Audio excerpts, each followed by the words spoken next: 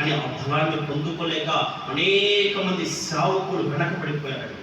నేను ఒక మాట చెప్పాలని నేను ఆశపడుతున్నా. ఏ యోగ్యత లేని నన్ను, ఏ అర్హత లేని నన్ను, ఏ పరిస్థితుల్లో ఆస్తిపాస్తుల కన్నా లేకుంటే అందరితో చూసుకుంటే నేను నా కుటుంబం బలహీనమైనదని, హల్లెలూయా, ఆ బలహీనమైన కుటుంబం నుంచి ఒక బలమైన సేవకుడుగా దేవుడు పైకి లేవనెత్తాడు. అందును బట్టి సమస్త మహిమ ఘనత ప్రభావం నా యేసుకే చెల్లునుగాక. దేవుని సంఘములో, ఒక సంఘములో ఉన్నప్పుడు, నేను దేవుని పనిలో జత పనివాడిగా ఉన్నప్పుడు ఇదే మాట దేవుడు నన్ను బలపరచాడు.